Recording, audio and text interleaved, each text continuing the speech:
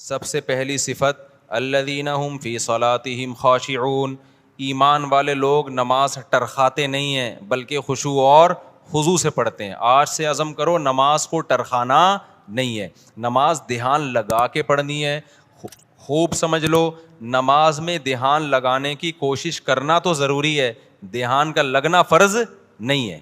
کیونکہ وہمی لوگ پھر ٹینشن میں آتے ہیں، ابے دماغ ہی نہیں لگ رہا، دماغ ادھر ادھر گھوم رہا ہے، یار یہ کیا. ابے چھوڑو، تمہارے ذمے جو اللہ نے کام لگایا تم وہ کرو، لگانے کی کوشش کرو، لگ جائے ٹھیک ہے، نہیں لگے تو اللہ کیا کرے گا؟ قبول کر لے گا. زیادہ ٹینشن نہیں لو. سمجھتے ہو کہ نہیں سمجھتے؟ تو اپنا کام ہے، غلاموں کی طرح جو کام لگایا نا وہ کرو کام. ایک صاحب مجھے کہنے لگے میرا مزہ ہی نہیں آ رہا نماز میں، مزہ ہی نہیں آ رہا. میں نے کہا اچھا تم مجھے بتاؤ، تمہارا باس تمہیں کوئی کام کہتا ہے کہ یہ چیک جا کے نا بینک سے کیش کرا کے لے آ، آپ کہتے ہو یار مزہ ہی نہیں آ رہا. بھائی ویڈیو نہیں بنائے، لکھا ہوا ہے نا. آپ کہتے ہو یار مزہ ہی نہیں آ رہا. میں گیا، وہ فیلنگ ہی نہیں ہو رہی کہ باس کی خدمت کر رہا ہوں، وہ ثواب مل رہا ہے یا پیسے ملیں گے تنخواہ، وہ فیلنگز ہی پیدا نہیں ہو رہی. اب آپ گئے اور چیک کے بغیر واپس آ گئے. سر وہ اصل میں ایکچولی جو موٹیویشن چاہیے نا جو کام کرنے کے لیے، وہ موٹیویشن نہیں مل رہی. وہ ایک تھپڑ لگائے گا کھینچ کے آپ کو، بولے گا تیرے کو جو کام دیا تھا وہ تو نے کیا کہ نہیں کیا، فیلنگ ویلنگ گئی تیل لینے.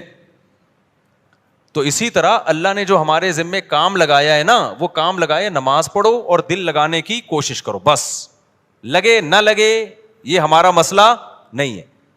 کیونکہ لوگ چھوڑ دیتے ہیں، یار نماز میں کیا فائدہ، دل ہی نہیں لگ رہا، دماغ ادھر ادھر بٹتا ہے، تو یار ایسی نماز کا کیا فائدہ. ابے تیرے ذمے خدا نے نماز لگائی ہے، تجھے پڑھنا پڑے گی، اور نماز پڑھ، سلام پھیر، پتلی گلی سے نکل.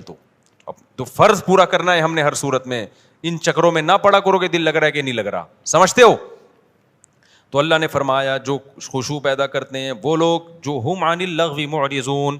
دوسری صفت ایمان والوں کی لغویات سے بچتے ہیں، فضول کاموں سے بولو بچتے ہیں. فضول کام اسے کہتے ہیں جس کا نہ دنیا میں کوئی فائدہ ہو اور نہ آخرت میں کوئی فائدہ. پب جی کھیل رہے ہیں آپ، نہ دنیا میں فائدہ نہ آخرت میں فائدہ. فٹ بال کھیل رہے ہیں، فائدہ ہے، آپ کی صحت کیا ہوگی؟ اچھی ہوگی. اسٹیمنا فٹ بال سے ایسا بنتا ہے کہ آدمی خود فٹ بال بن جاتا ہے تھوڑے دنوں میں. ادھر جا رہا ہے ادھر جا رہا ہے ادھر جا رہا ہے، ایسے ہو جاتا ہے. بشرطے کہ کپڑے پورے پہنے ہوئے ہوں، 2-3 اسٹیکر نہ چپکائے ہوئے ہوں باڈی پہ، ٹھیک ہے نا، پراپر ڈریس میں. فٹ بال ایک ایسی چیز ہے آخرت کا ہو، اگر نیت اچھی ہوگی تو آخرت کا بھی فائدہ ہوگا کہ میں صحت بنا رہا ہوں تاکہ میں اللہ کی عبادت کر سکوں، لوگوں کے کام آ سکوں، تو آخرت کو بھی فائدہ. نیت نہیں ہے تو کم از کم دنیا کو تو فائدہ ہوگا نا، آپ کی دنیا سنورے گی. اب یہ جو رمضان میں راتوں کو لڑکے کرکٹ کھیل رہے ہیں، میرا ایک بیان بڑا چل رہا ہے، اس سے لڑکوں کو بڑی موٹیویشن ملی ہے کہ اور کھیلو رات میں. وہ بیان میں نے اس پہ نہیں کیا کہ اب اس پہ کلپ بنانا لازمی کہ پوری بات بتانا. وہ بیان میں نے اس پہ نہیں کیا ہے کہ کھیلو، بلکہ میں نے ایک تھوڑی سی تعریف کی ہے. چلو یار پب جی سے کیا ہے، اچھا ہے، چلو دن سو کے گزار لیتے ہیں، روزہ تو رکھ لیتے ہیں نا، تو some thing is better than nothing. لیکن اصل جو کام ہے نا میرے بھائی رمضان میں، وہ کام ہے کوشش کریں رات کو تھوڑا سا وقت نکال کے تہجد پڑھ لیں اور اللہ سے دعائیں مانگ لیں. کرکٹ پورے سال کھیلا جا سکتا ہے. یہ جو چانس اللہ نے جو پیکج رمضان میں چل رہا ہے نا، تہجد، تراویح اور دعاؤں کا، یہ والا پیکج بعد میں نہیں ملے گا. تہجد تو پڑھ سکتے ہیں بعد میں بھی، وہ فضیلت نہیں ہوگی جو رمضان میں ہوتی ہے. دعائیں بعد میں بھی قبول ہوتی ہیں، وہ اس طرح نہیں جیسی رمضان میں قبول ہوتی ہیں. تو اس لیے یہ جو نوجوان لڑکے ساری رات کرکٹ کھیل رہے ہیں، بھائی کھیل لیں لیکن تھوڑا سا ٹائم اللہ کے لیے بھی بولو نکال لیں. دوسری بات یہ کہ کوئی بھی کھیل اس طرح سے کھیلنا کہ اہل محلہ کو تکلیف ہو، تکلیف دینا تو کسی صورت میں جائز نہیں. بعض اہل محلہ کی طرف سے شکایتیں آئی ہیں، کراچی میں دور دور سے لوگوں کے میسج آئے کہ آپ نے کرکٹ کھیلنے کے اور فضائل رمضان میں بیان کر دیے، ہمارا ناک میں دم کر کے رکھا ہوئے لڑکوں نے، ہمیں سونے نہیں دیتے، ہم جب سوتے ہیں تو وہ چیخو پکار کی آواز، ہماری نیند غائب. تو میں نے کہا یہ تو پولیس کنٹرول کرے گی، بھائی تھانے میں رپورٹ کرو، اس کا میرے بیان سے کوئی تعلق. میں نے تو ایک جرنلی ایک نارملی بات بیان کی ہے، یہ تو مینجمنٹ کا کام ہوتا ہے نا. دیکھو امریکہ میں، لندن میں، پورے یورپ میں آپ نے تیز آواز سے گانے لگا دیے نا تو پڑوسی نہیں آ کو آپ کہے گا کہ بند کرو، پڑوسی پولیس کو فون کرے گا، پولیس آئے گی بولے گی بھائی اس کو کیا کر لے، آہستہ کر آواز، اپنے گھر کے اندر سن، محلوں کو کیوں سنا رہا ہے. تو ہمارے یہاں مینجمنٹ ہی نہیں ہے. جب مینجمنٹ ہی نہیں ہے تو پھر جو کرے تو پھر مجھے کہہ رہے ہیں کہ میں بند کراؤں. تو وہ اس لیے اصل کام یہی ہے کہ والذین هم عن اللغو معرضون، ایمان والوں کی علامت یہ ہے کہ وہ ایسے کاموں سے جس کا نہ دین کا کوئی فائدہ نہ دنیا کا کوئی فائدہ اس سے ایوائڈ کرتے ہیں, اس سے اجتناب کرتے ہیں. تو آج سے دیکھیں سارا دن آپ کون کون سے ایسے کام کر رہے ہیں جو فالتو کے کام ہیں, جن کا کوئی فائدہ بولو نہیں. ان کاموں کو اپنی فہرست سے نکالیں. سمجھتے ہو کہ نہیں سمجھتے؟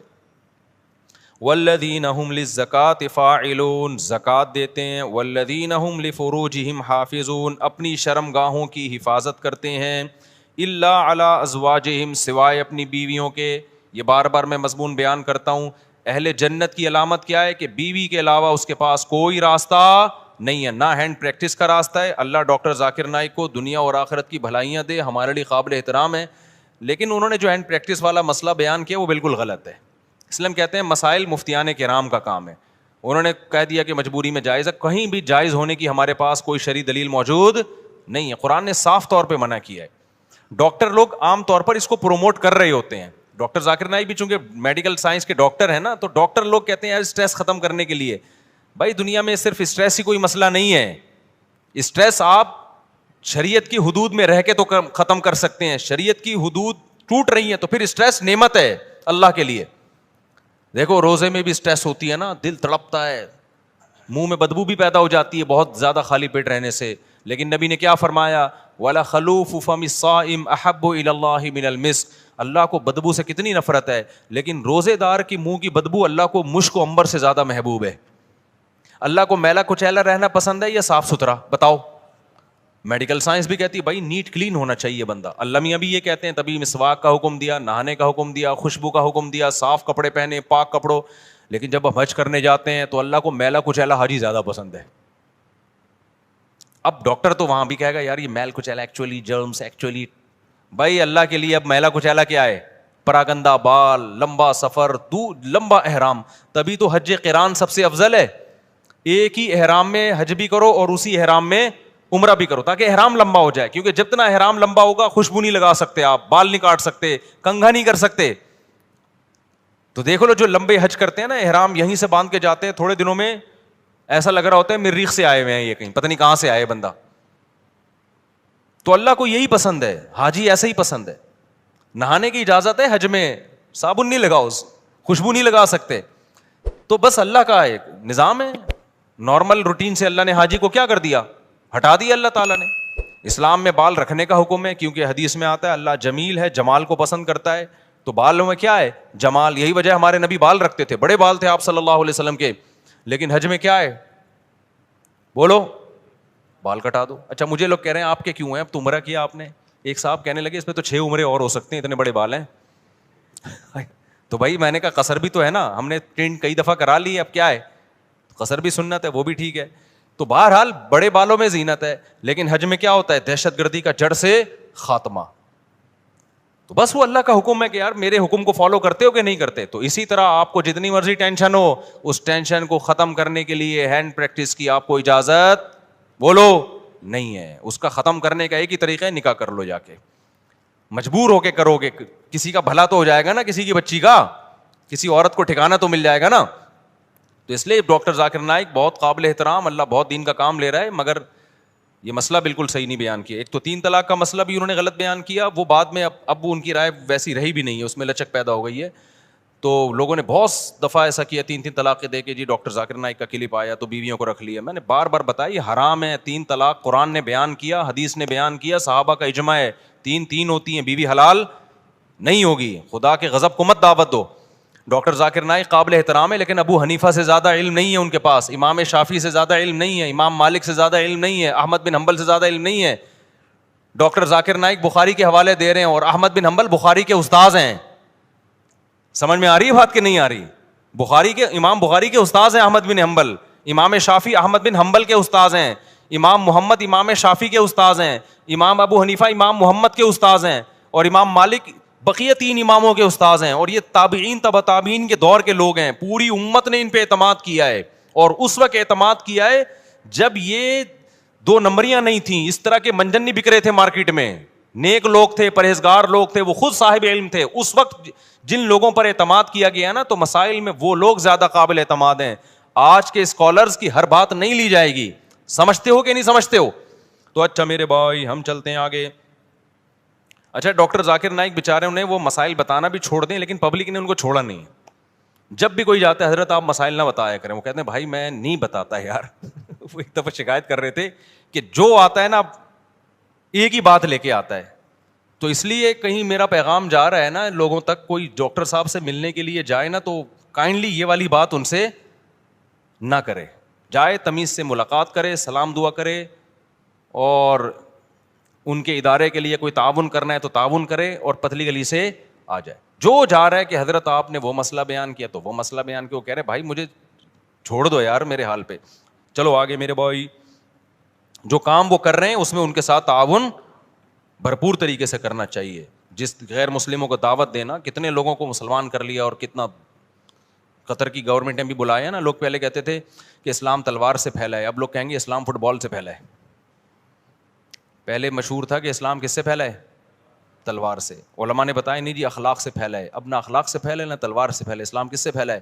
فٹ بال سے. قطر میں فٹ بال کا ٹورنامنٹ ہوا نا, پتہ نہیں کتنے لوگ مسلمان ہو گئے ڈاکٹر ذاکر نائک کے ہاتھ پہ.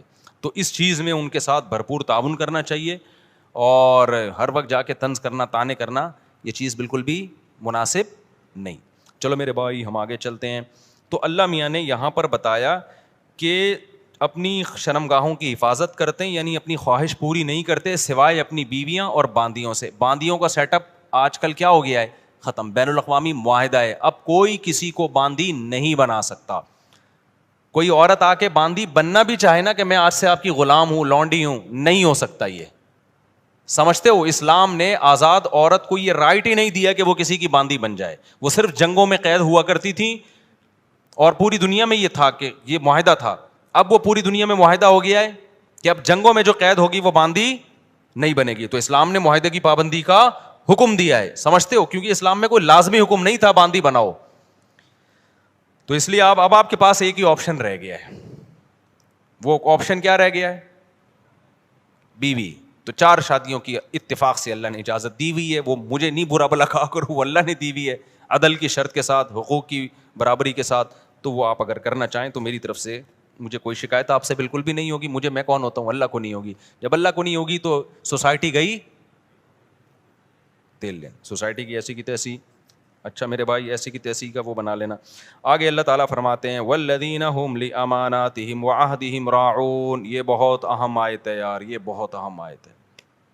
کاش یہ چیز مسلمانوں میں آ جائے. امانتوں اور معاہدوں کی پابندی, ایگریمنٹ کی بولو پابندی. امانت کا مطلب کوئی بھی عہدہ آپ کو دیا گیا ہے, آپ پہ اعتماد کر کے آپ اس کو ذمہ داری سے پورا کریں.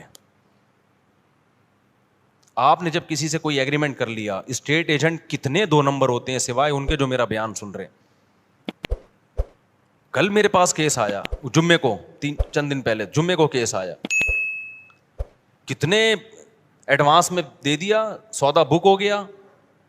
آپ کسٹمر کو, ویسے تو اسٹیٹ ایجنٹ الو بنا رہے ہوتے ہیں, کسٹمر بھی بنا رہے ہوتے ہیں.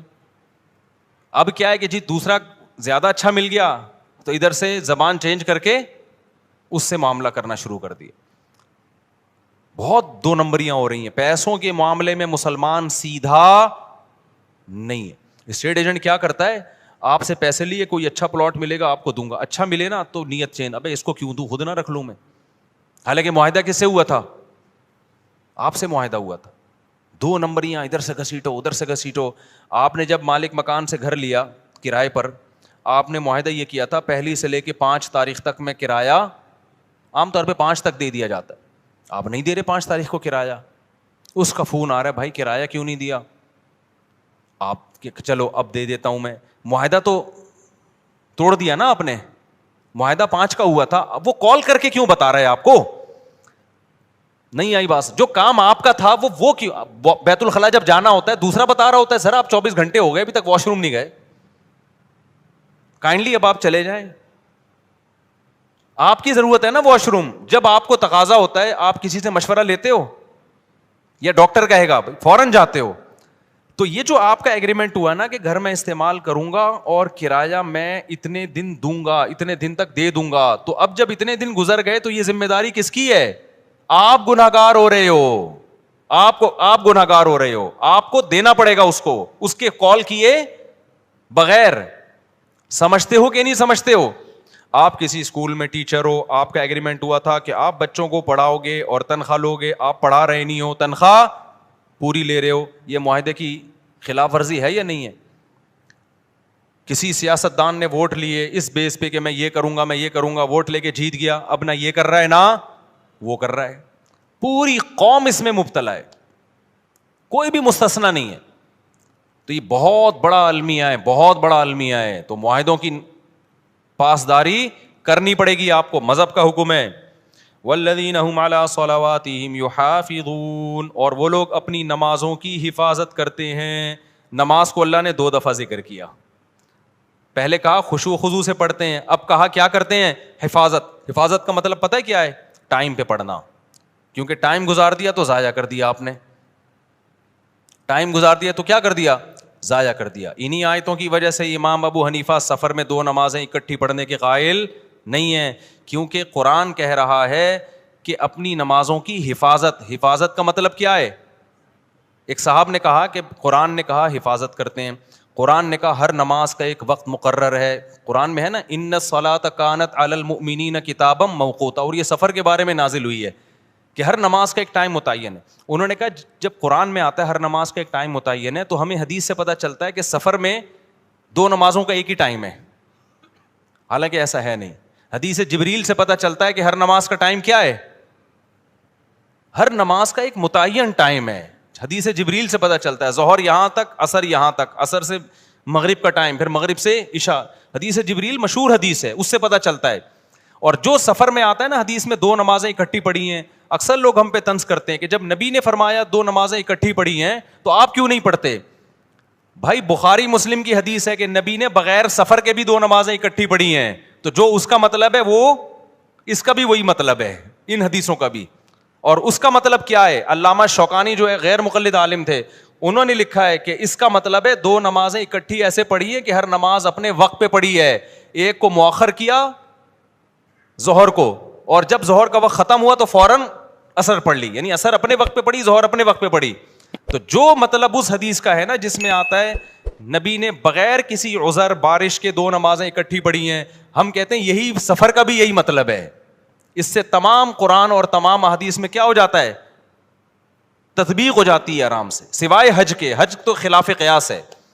تو یہ جو آج کل اتنا زیادہ رواج ہو گیا ہے نبی کے, بھائی جاؤ, جب بھی لوگ جاتے ہیں سفر میں, بعض تو گھر میں ہی پڑھ لیتے ہیں اکٹھی, تو کوئی کسی فقہ کو فالو کر رہا ہے, ہمیں اس پہ اعتراض نہیں ہے. لیکن آپ یہ کہنا کہ ہمیں قرآن و حدیث کا پتہ ہے اور احناف کو قرآن و حدیث کا نہیں پتہ, یہ آپ کبھی بیٹھو تو ہم بتائیں کہ اللہ کا شکر ہے ہمیں جتنا پتہ ہے شاید آپ سے زیادہ ہی پتہ ہو, آپ سے کم پتہ نہیں ہے.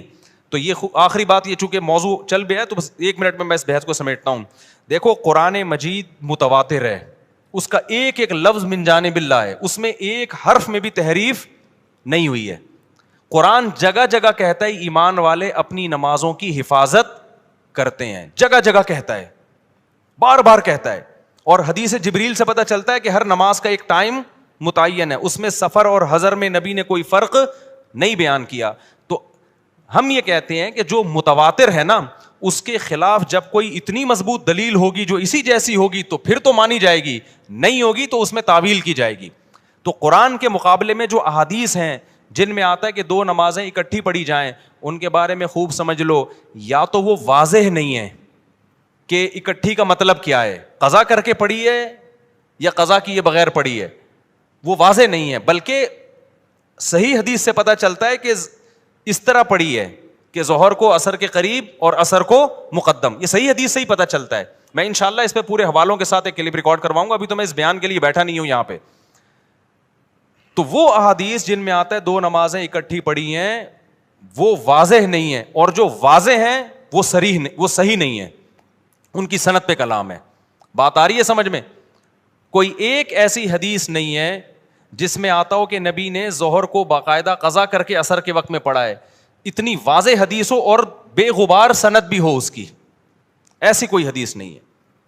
اگر حدیث بے واضح ہے تو سند بے غبار نہیں ہے, اور اگر سند صحیح ہے تو حدیث کا مفہوم واضح نہیں ہے. اور ویسے بھی کامن سینس کی بات ہے کہ اللہ تعالیٰ نے جو سفر میں 4 کی 2 کی ہیں, وہ 2 اسی لیے تو کی ہیں کہ ٹائم پہ ہو جائیں. آپ کے پاس یہ عذر نہ ہو کہ جی مجھے ٹائم نہیں ملا, وہ ٹائم بچانے کے لیے ہی تو ہیں.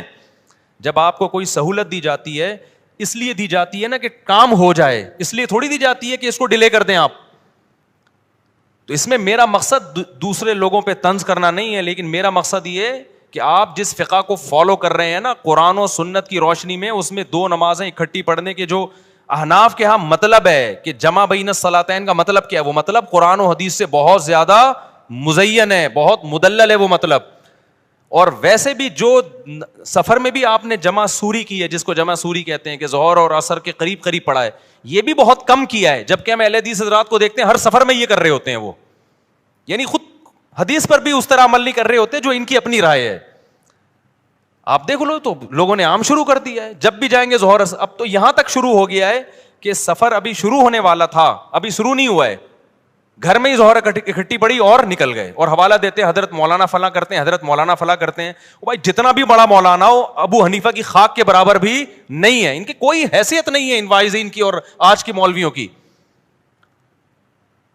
تو ہم ابو حنیفہ کی بات کو قرآن و حدیث پہ ہرگز ترجیح نہیں دے رہے, ہم ابو حنیفہ کی فہم کو آج کے اسکالرز کی فہم پہ ترجیح دے رہے ہیں. سمجھتے ہو کہ نہیں سمجھتے ہو؟ چلو آگے. تو اس لیے یہاں بھی قرآن کہہ رہے اپنی نمازوں کی حفاظت. یہی وجہ دیکھو فجر اور ظہر کو نہیں جمع کیا گیا. کیوں؟ دونوں کا ٹائم آپس میں ملتا نہیں ہے, دونوں کا ٹائم نہیں مل رہا آپس میں. آگے چلتے ہیں ہم. اولئک ھم الوارثون, جو اپنی نمازوں کی حفاظت کرتے ہیں, اللہ فرماتے ہیں یہی لوگ وارث ہیں. کس چیز کے وارث ہیں؟ کیا ملے گا, کیا انعام ملے گا بھائی, اللہ کتنے پیسے دے گا ان لوگوں کو جو معاہدوں کی پابندی کرتے ہیں, ان لوگوں کو جو فضولیات سے بچتے ہیں, ان لوگوں کو جو اپنی شرمگاہوں کی حفاظت کرتے ہیں, ان لوگوں کو جو اپنی امانتوں اور معاہدوں کی پابندی کرتے ہیں. تو اللہ کی طرف سے ان کو کیا ملے گا؟ سوال پیدا ہوتا ہے کہ نہیں ہوتا؟ اللہ فرماتے ہیں میں بتاتا ہوں کیا ملے گا. الذین یرثون الفردوس, یہ وہ لوگ ہیں جو جنت الفردوس کے وارث بنیں گے. کہاں جائیں گے؟ ایسے باغات میں جن کے نیچے نہریں بہتی ہیں. کتنا قرآن میں اللہ نے جنت کا نقشہ بیان کیا ہے, کتنا زیادہ بیان کیا ہے. ہم سمجھتے ہیں کہ یہ اللہ کے معاذ اللہ سیاسی وعدے ہیں. ومن اصدق من اللہ قیلا, اللہ کہتے ہیں اللہ سے زیادہ سچی بات کوئی نہیں کر سکتا. تو میرے بھائی دکھا دے نا اللہ, تو سارے نیک پرہیزگار بن جائیں. اللہ نے کیا کیا ہے؟ چھپا دیا ہے. تو چھپا ہوا ہے اس لیے ہم جیسے لوگ مارکیٹ میں گھوم رہے ہیں. آگے اللہ فرماتے ہیں اس میں پھر اور بہت سارے احکام ہیں, وقت بہت کم ہے. آگے میں نے سورہ نور بھی تھوڑی سی بیان کرنی ہے. سورہ نور میں اللہ نے بہت سارے احکام دیے, 5 منٹ میں جلدی جلدی. پہلا حکم اللہ نے یہ دیا, الزانیۃ والزانی فاجلدوا کل واحدۃ منہما مئۃ جلدہ, کل واحد منہما مئۃ جلدہ. جو زنا کرنے والا مرد اور زنا کرنے والی عورت, حکومت کو خطاب ہے کہ ان کو چوک میں لے کر آؤ اور دونوں کی پشتوں پہ 100 کوڑے مارو. اے اللہ چھپڑ میں بند کمرے میں نہ ولیشہد عذابہما طائفۃ من المؤمنین, پوری ایک مسلمانوں کی پبلک دیکھ رہی ہو ان کم بختوں کو. آج لڑکا فخر سے بتا رہا ہوتا ہے یہ میری گرل فرینڈ ہے, اور آج کے دور میں گرل فرینڈ کا مطلب کیا ہے؟ یہ بھی بدکار, منہ کالا کرنے والی, اور میں بھی اس کے ساتھ منہ کالا کرنے والا بدکار. اتنا گندا غلیظ جرم, اور دوستوں کو فخر سے بتا رہا ہوتا ہے کہ میری گرل فرینڈ ہے یہ. جب بھی کوئی آپ کے سامنے دیکھو, نہی علی المنکر اپنی استطاعت کے بقدر فرض ہے. میں یہ نہیں کہہ رہا جو زنا کر رہے ہیں آپ کوڑے مارنا شروع کر دو, اس کی آپ کو اتھارٹی نہیں ہے, لیکن اتنا آپ کا فرض بنتا ہے جب کوئی دوست بتایا کرے نا میری گرل فرینڈ ہے, بول کام تو بھنگیوں اور چماروں والے کر رہا ہے, شکل سے شریف لگتا ہے, کام کیا کر رہا ہے؟ بھنگیوں چمارے والے. اور تھوڑے دن میں تیری شکل بھی بھنگیوں اور چماروں جیسی ہونے والی ہے. سمجھتے ہو کہ نہیں سمجھتے؟ بہت گندا غلیظ عمل ہے. قرآن کیا کہہ رہے ہیں؟ ان دونوں کو کھڑا کر کے کیا کرو؟ بے غیرتوں کو 100 کوڑے مارو چوک پہ. یہ غیر مسلموں کا کام ہے بھائی, مسلمانوں کے نہیں ہے. یہ بولو یار تیری بھابھی کا فون آیا ہے, میری وائف کا فون آیا ہے, مجھے اپنی بیوی سے, جب کوئی مجھے بتاتا ہے نا مجھے اپنی بیوی سے محبت ہے, اللہ کی قسم خوشی ہوتی ہے. خاندانی آدمی ہے, دعوت پہ جاتا ہے اپنی بیوی کو لے کے, خدا کی قسم خوشی ہوتی ہے. بندہ کیا ہے؟ خاندانی ہے, عزت دار آدمی یہی کرتا ہے نا.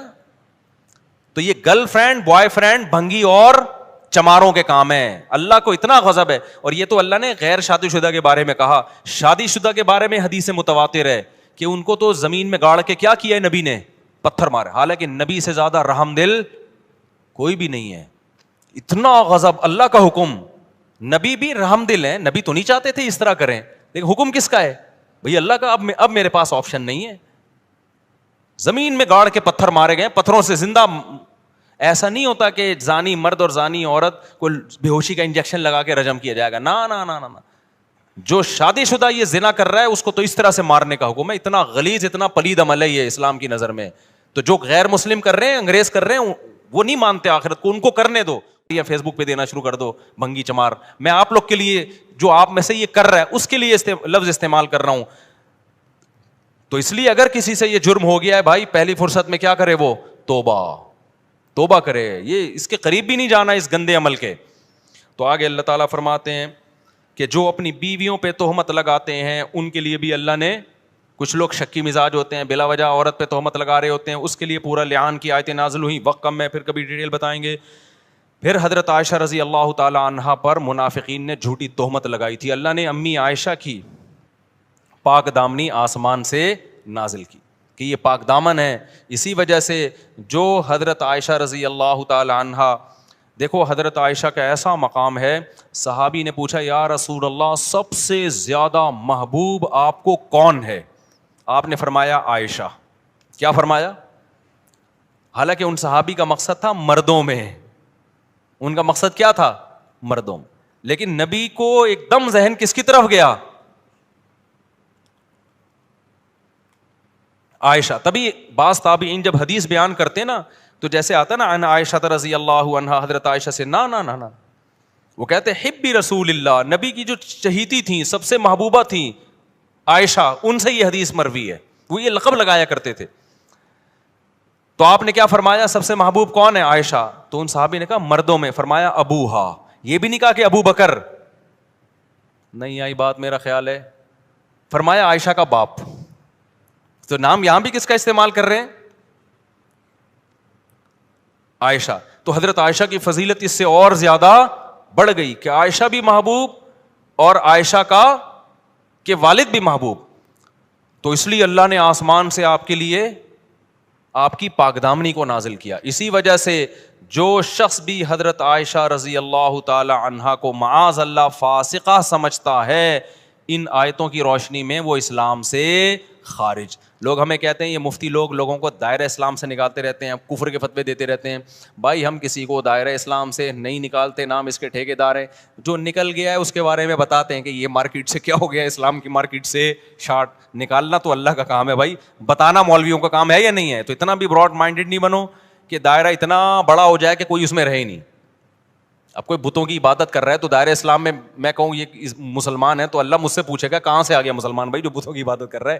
تو اتنے براڈ مائنڈیڈ نہیں بنو, نہ اتنے میٹھے بنو کہ لوگ کھانا شروع کر دیں, نہ اتنے کڑوے بنو کہ لوگ تھوکنا شروع کر دیں. بیلنس ہونا چاہیے. تو دائرہ اسلام سے جو نکلے گا تو وہ مارکیٹ سے خود ہی نکلا ہے, ہم نے تھوڑی نکالا ہے. ہم بتائیں گے بھائی یہ نہیں ہے, کائنڈلی ادھر اس سے آپ کیا کریں, اوائڈ کریں. تو میرے بھائی